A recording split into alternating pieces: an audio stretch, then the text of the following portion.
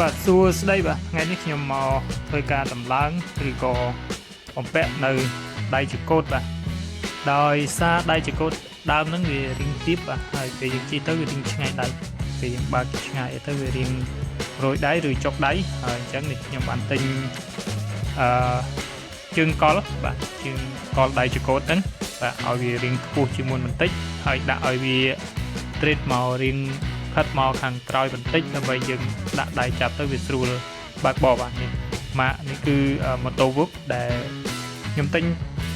មកពី page ពី TikTok បាទខ្ញុំក៏មកតាម TikTok ហើយក៏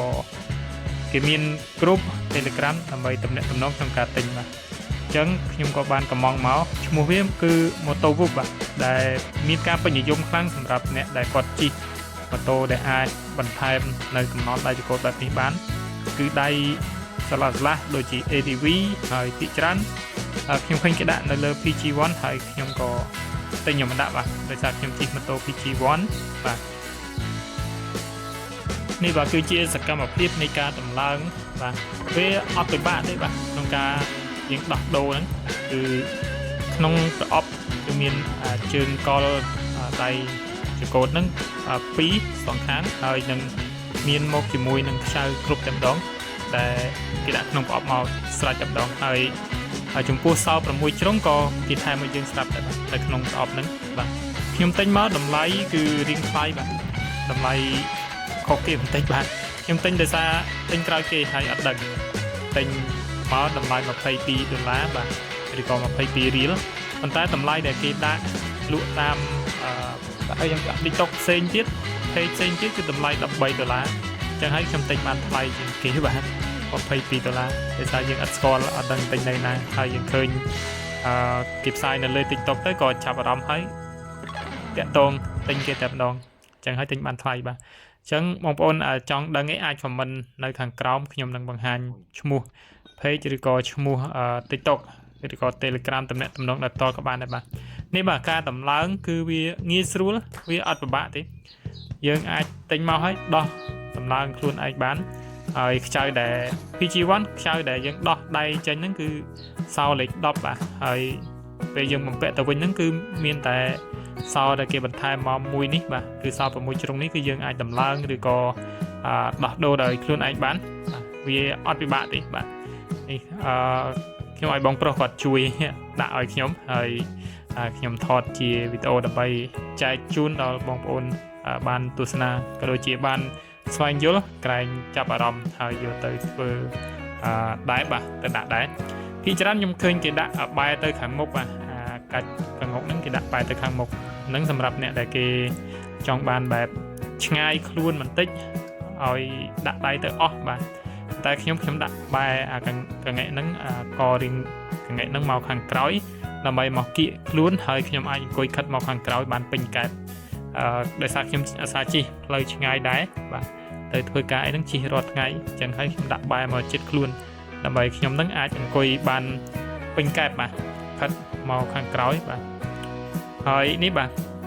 នៅពេលដែលដាក់ទៅខ្សែប្រាំងខាងក្រោមហ្នឹងវារៀងតឹងអញ្ចឹងហើយ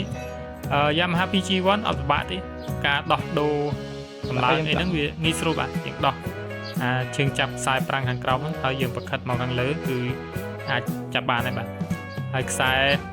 ពេលយើងដាក់ដៃកលចង្កូតហ្នឹងទៅវាមកល្មមបាទមកល្មមសំរុំ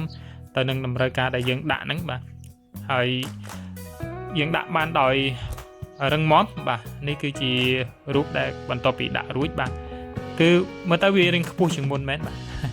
ហើយវាស្លាស់ជាងមុនធ្វើឲ្យការដែលយើងកាន់ហ្នឹងវាមើលទៅហាក់បីដូចជាងាយស្រួលហើយ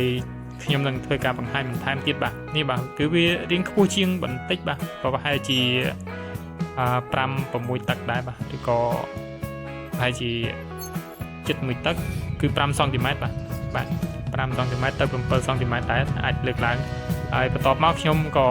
ធ្វើការផ្លាស់ប្ដូរពោះវៀនក៏ខ្ញុំទិញដែរ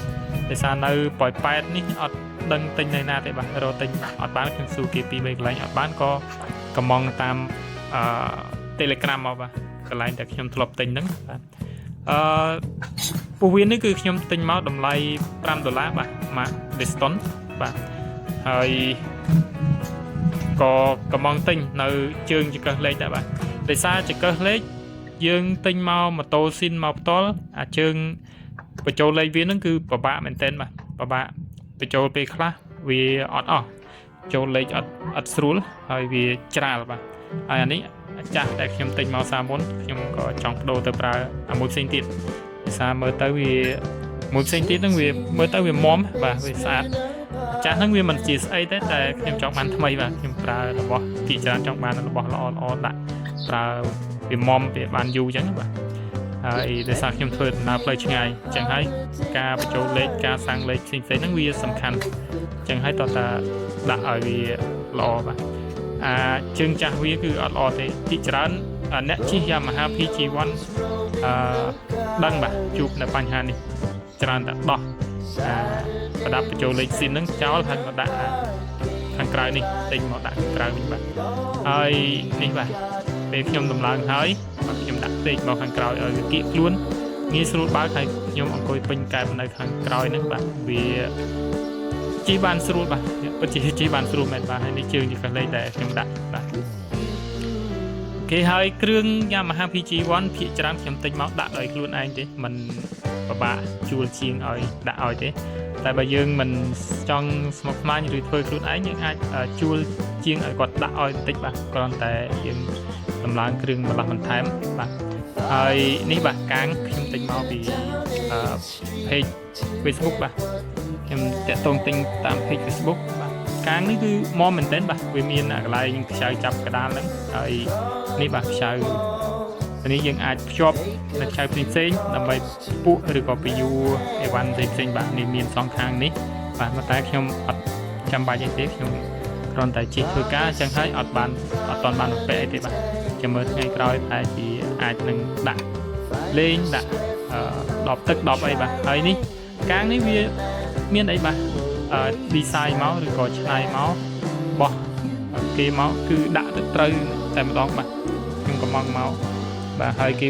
ខាងក្រោយនឹងភ្ជាប់ទៅខាងជើងចាប់កែបខាងក្នុងអញ្ចឹងហើយវាមុំបាទវារឹងមុំបានល្អបាទហើយនេះមើលពីទស្សនវិជ្ជាបន្ទាប់ពីតម្លើងដៃជាកូតហើយវាមិនសូវជាខុសគ្នាប្រហែលទេតែវារៀងប្លែកដែរបាទនេះខាងនេះក៏មានដែរកាងសម្រាប់យើងភ្ជាប់ខ្ចៅផ្សេងៗពីយូរបាទហើយនេះជាកោះលេខដែលខ្ញុំបានដាក់បាទទិញមកដោះដាក់ដោយខ្លួនឯងទេបាទអញ្ចឹងបងប្អូនដែលគាត់ជិះ PG1 10នាក់ទាំង10នាក់ហ្នឹងគាត់ត្រូវតែដូរអាជើងកោះលេខហ្នឹងចេញបាទមកដាក់បែបនេះបាទហើយនេះបាទជារូបភាពផ្សេងៗដែលខ្ញុំបានដំឡើងដៃជាកូតហើយបាទអញ្ចឹងវីដេអូនេះខ្ញុំធ្វើការបង្ហាញត្រឹមប៉ុណ្នេះបាទសម្រាប់បងប្អូនដែលចង់ដឹងអំពីម៉ូតូ Yamaha PG1 បន្ថែមឬក៏ម៉ូតូផ្សេងៗបងប្អូនអាច comment នៅខាងក្រោមវីដេអូបានបាទហើយខ្ញុំក៏មានបទពិសោធន៍ល្អជាច្រើនជាមួយនឹង Yamaha PG1 នេះបាទហើយម៉ូតូនេះវាស្រួលជិះស្រួលប្រើប្រាស់យើងចង់បន្ថែមថយគ្រឿងបន្លាស់ផ្សេងៗគឺអត់ពិបាកបាទហើយសម្រាប់ភាពមុំគឺវាណែនបាទអត់មានកន្លែងរោគរ៉ាទេដោយសារយើងមើលឃើញស្រាប់អត់សូវមានអាវាញ៉ៃទេកន្លែងណាក៏ណែនដែរបាទអញ្ចឹងអរគុណច្រើនបងប្អូនទាំងអស់គ្នាជួបគ្នានៅវីដេអូក្រោយទៀតបាទ